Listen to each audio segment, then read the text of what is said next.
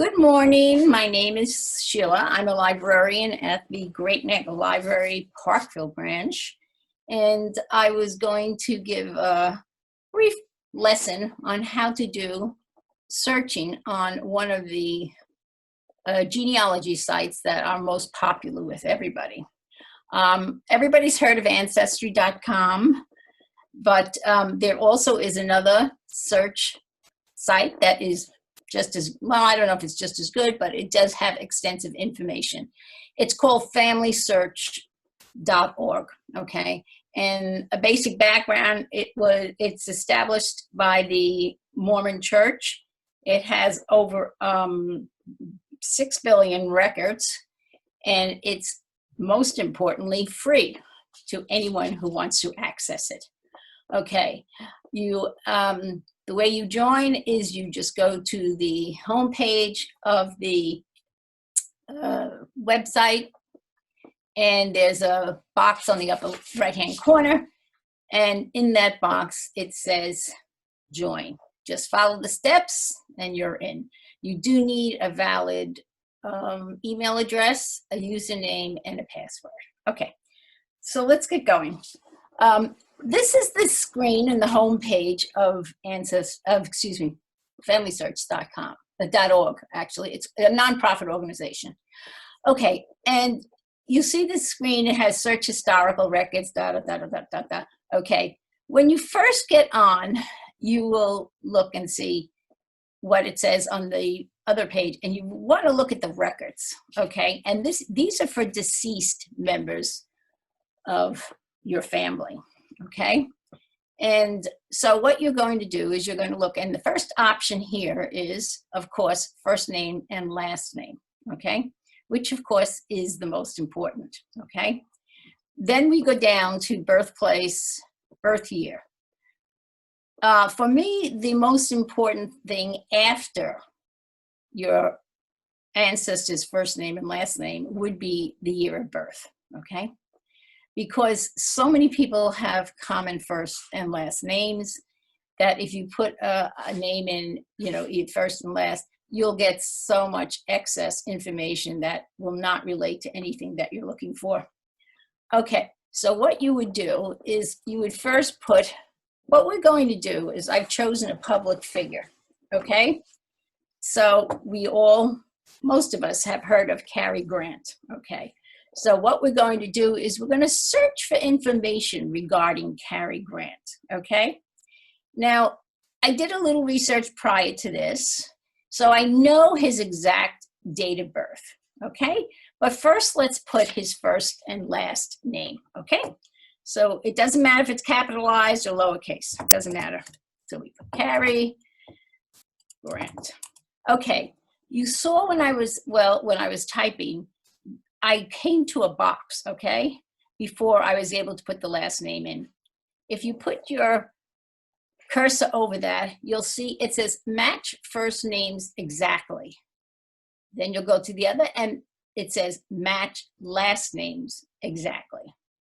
I wouldn't do that because many times the records have been altered to the point that sometimes the first names don't match the second names, et cetera, et cetera. So you want to get a wider range of information. You don't want to limit it just to those exact spellings because many times the spellings are off, and you'll get so much information that you'll never use. So I would not suggest using that. Okay, the next most important thing is the date of birth. Now, I know exactly when he was born because I looked it up, but many records are not as accurate as we think they are. So what you should do is give what they call a range. So right here where it says birth year, we're going to enter a range. I know he was born in 1904, but I'm going to extend it from 1902 to approximately 1907. Okay, that's a decent range. Okay, now it says birthplace. I do know he was born in England, so I think that is important because if we look at the name Cary Grant, it's a very common name. It could be a woman's name, Cary, and a man's name, and then Grant could be spelled Grant, Grante, et cetera, et cetera. So the best way to do it is try to limit it by the date of birth. Okay, so let's do this. Let's just put the basic information. We're going to add his birthplace, which we know is England. Okay, we don't have to put a specific town or city because that may not give us the information because it may not be recorded as that. So let's do that. And then we're going to just go down to the blue search box and click once. Okay. Okay, so we come up with these. The reason why they're in red is because I've done this search many times, so they remember my search. Okay, so the first thing we're coming up with is Cary Grant, and they said he was a boarder in 1940, okay? We tried to get the latest information and then work our way back, okay? So if we scroll down a little bit, we're scrolling down, okay, we can see many, many, many, many entries that have the Genealogy Bank obituaries, because every newspaper that produced an article on him or an obituary, they have recorded. So that would drive you absolutely crazy going through all of those. However, if you scroll down and look on the right-hand side, if you get to the second from the bottom entry, which says Archibald or Archie Alexander or Cary Leach or Grant, that's why it's so confusing. We realize that Cary Grant had another name. That was his stage name. His birth name was Archibald Leach, okay? So they picked that up. They've connected that Cary Grant is also Archibald Leach. So we don't have to worry about just trying to find out what his other name was, et cetera, et cetera. However, if we go down to the second entry from the bottom and we go to the far right side, this will give us really valuable information, okay?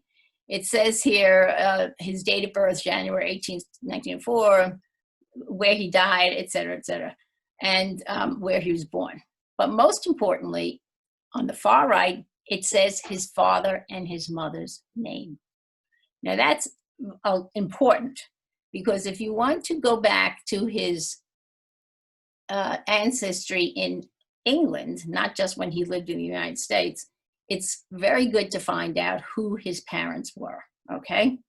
So here we can open this up, just click on it, and here we have it, okay. So they're giving us that his wife, Barbara Harris, he did have 5 wives, so that was his wife at the present time. So they're not listing all of them, thank God. So we do have his father as Elias James Leach and his mother, Elsie Kingdom Leach. So there's our first hint, okay? We know his parents' name. We can search for them separately and then see what we come up with, okay? But right now, we're going to go out of this site and we're going to look at the first entry up here, which says, Cary Grant, boarder, 1940 census. For your information, the Census Bureau does not allow census statistics to be released before 72 years. So therefore, nothing past the 1940 census will be in the family search records. This is because they feel that people may still be living and they want to protect the privacy of those individuals. So we cannot see what he was doing in 1950 on, okay? But we can go into 1940. So let's click on Cary Grant, okay. So it says here he was living, he was divorced. His birth is 1904. It indicates he's living with somebody who they indicate is his partner. But, you know, there's other information not listed. And sometimes what you have to go into, I like to view the original documents. So if you go to the right, you'll see it says view the original document. Click on that. Okay. Okay, So this is the actual census form that was written for those individuals. Okay, so if we go on the top, you'll see what it says. Location, household data, name, relation, personal description, education, place of birth, residence, da, da, da, da, da. Okay, so you can find a lot of information on the census statistics, okay? So let's go down and search for him. I find him, where is he now? Here he is, okay. So he's listed here as Cary Grant. So at that point in life, he was known as Cary Grant, not Archibald Leach. And as we can hit the plus button on the left-hand side, which will bring us closer to the information. And we like that because we can see more, okay? So they're telling us on the side listed, you have to slant your head. It'll tell you his address, which is ocean front, okay? And that will be on every census form. So if you lived on Park Avenue, you would have Park Avenue, and then right here, they would have the actual individual address on Park Avenue. So that's one way. It says here, yeah, up here. If you look up here, it's a little foggy because that's the way it is. Okay, so let's go down to him. We know he was living on Ocean Avenue. Let's see what else we know about him. Okay, so he's listed as a partner, and he's living with Randolph Scott, who was another actor at the time. I really have never seen people listed as partners. You know, it's usually roommates or something. So I don't know. Every individual census takers decides to distinguish what the relationship is in between people. Okay. So what we'll do is we'll move over. We take our cursor and we just keep moving across. Okay. And we follow that line. So we find out he's a male and he's 36. D for divorced. Okay. And they do give his his place of birth as England, okay? And there's really not that much information on him. So we know where he was in 1940. He was in California, and he was living with Randolph Scott. Okay, so that's some information we could find out. Well, that's fine. Okay, so let's go back. We'll do our back button and twice. So then let's go and see if we can get anything more pertinent to his birth or whatever. So we're having here, excuse me, they have a lot of immigration records for him. We're not really interested in when he went to Honolulu and came back because they had to have immigration records. We really would like to see if we can find anything that relates to his baptism or his birth, et cetera, et cetera. And as I'm scrolling down here, I don't see anything that really is relevant to that. It's just a tremendous amount of information that I don't think anybody is really that interested in. So what we're going to do is we're going back to our original search, and instead of putting Cary Grant for the name of the individual we're looking for, we're going to put his birth name. Okay. Sorry.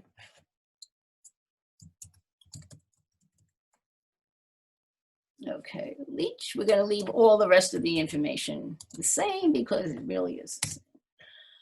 Okay, so now we have, here's an interesting record. So now we have the first thing that comes up is usually the most relevant. So the record that comes up here is Archibald Alec Leach, okay. And if we look to the far right, we've learned from his death, from his obituary records, that his parents' names are the exact same, Elias Leach and Elsie Marie, okay? So we are sure this is the same person, okay? So let's just click on here. We'll click on his name. And what they're telling you, this is a christening record, okay? So he was christened in February of 1904, okay? He's a male. His parents are down here. Okay, so we know definitely this is a legitimate record that is his. Okay. Okay, let's go here. I want to get out of there. This record has said, I thought we had an original for this, but anyway, and you look on the top, it says attached to Archibald Alexander Leach. Okay, so they're giving you all that. Every time you go into one of these, you will find that they will attach the name of Archibald Alexander Leach to Cary Grant. So anyway, let's see, it was in the England birth and christening records from 1538. And here's another way that we could have limited, if we wanted to, English birth and christening records, and we could have entered his name and gotten the same information. However, we don't even know if he was christened. So to limit us to that would be, I think, not as accurate as doing this. Okay.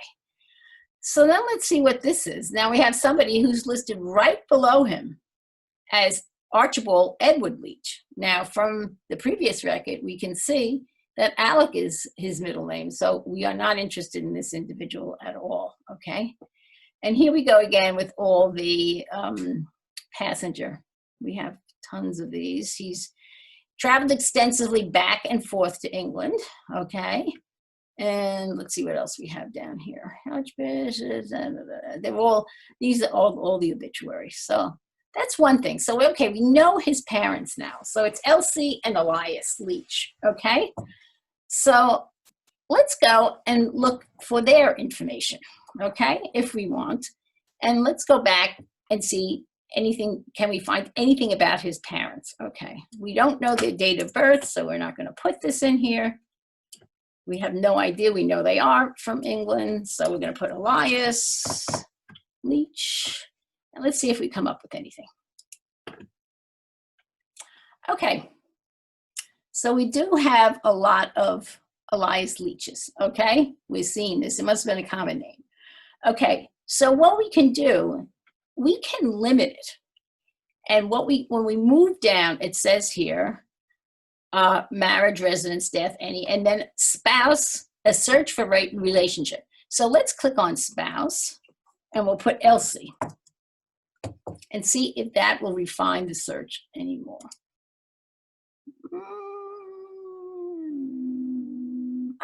Oh, here she is. Okay.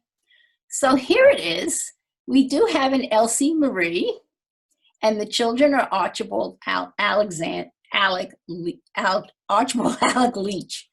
Okay, so let's click on Elias's record. Okay. So what we see here is the son, and it's the same basic information, but it does give us more information as far as his mother's name was Elsie Marie, okay? And when you look on the side, it also has similar historic records, okay? So we can click on any of these and see if we can come up with any more information based on the father. Okay, here it is. Let's see, do we have him? Yes, okay, so here we have a nice little census information from 1911. Okay, and it says they were living in Bristol, okay? And his father was a tailor's presser, et cetera, and Archibald was 7 at the time, okay? So we do get more information when we go back with the parents, okay? Now let's see, I think we're good, this is gonna be the repeat, yeah. This is when he was christened, and then we'll click on that. And this is the same, they definitely repeat information, so you're gonna have to eliminate certain things, okay? Okay, so this is interesting. So now we're coming up with Elias Leach, okay? And we have a marriage certificate, okay? So the marriage certificate indicates that Elias Leach married Elsie Marie Kingdom. Okay, so that is his mother and father, and now we know her maiden name. So, okay, so let's look at this. And we also know his father's name. That's Elias's father, or Cary Grant's grandfather, okay? Which is interesting because we can keep going back. This is what we do. We just keep moving back and back and back and back. So we'll keep moving back. So let's see what we have here. Okay, so we know Elias was born 1898. So that's some information if you want to keep. And also, he's single, of course, because he's marrying Elsie. I hope he's single at the time. So, and his father is William Kingdom. So if we decide to search for his mom, we can put this information, Elsie Marie Kingdom, into a search and see what we come up with. And we'll see if we can get some of her ancestors. Okay, we know her father's William, but we don't know anything about her. So let's go back. So it's Elsie Kingdom. Hold on, let's go back. So let's put Elsie up here.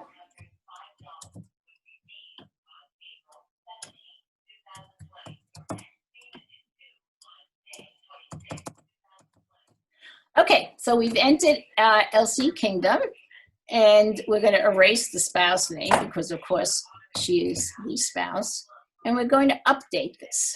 Okay. Okay, so we have something here. We have Elsie Marie Kingdom. Okay, so let's click on this. And what we have here is this is actually her christening record. And she was christened in 1877. And her father's name is William Kingdom, and her mother's name is Elizabeth Kingdom. Okay, sometimes you can view the original document, which is really interesting. I like to view the original documents. Okay, so here is the original documents. If it'll come up. We don't seem to be having luck with that. So we'll just have to depend on what they've took from the abstract, okay? So now we have further information. So we know William Kingdom's her father, and Elizabeth Kingdom is her mother. Is her mother. So let's go back again, and now we'll put in William Kingdom and see what we come up with on that.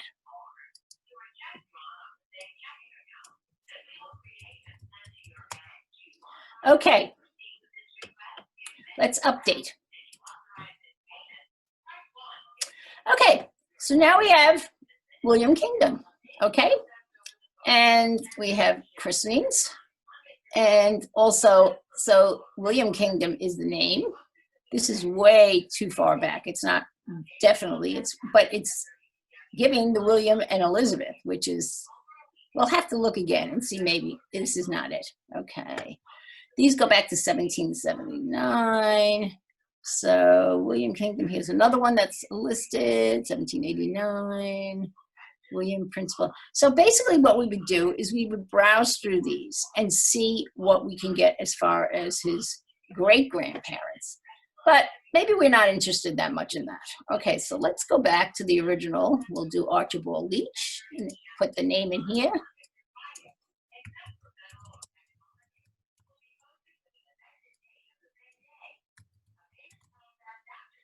Okay. Can I stop for a minute?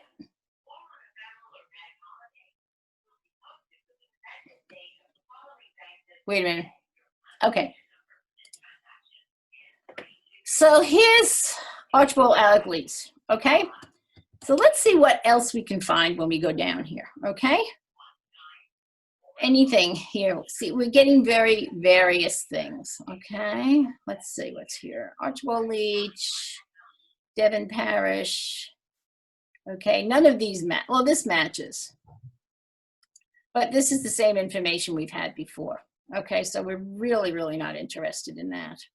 Okay. So let's go down and see if we can, we have restrictions and we have limited collections.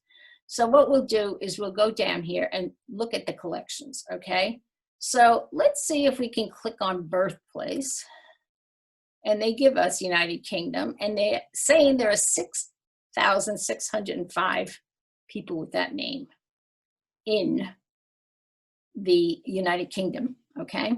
And we're with the same amount, same group we've used before, okay? So anyway, let's see what else we can do. Okay. The problem with using these filters is that you may miss out on information that you've been looking for, okay? So let's put death year, 1986. 2000, no, hold on. Death year.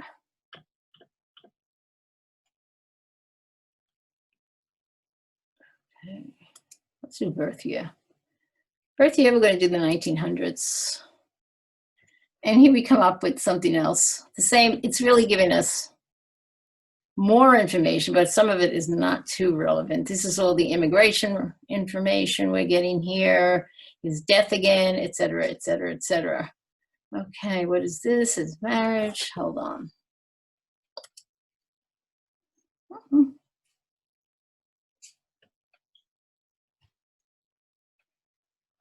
Yeah, we're getting too much on this. And we're getting the christening records and stuff. So we're not much as far as previous, where he lived, et cetera, et cetera. Now, I did want to see if he was ever naturalized, okay? So here he is again, and we're going to put there are, okay, down here. We'll go back.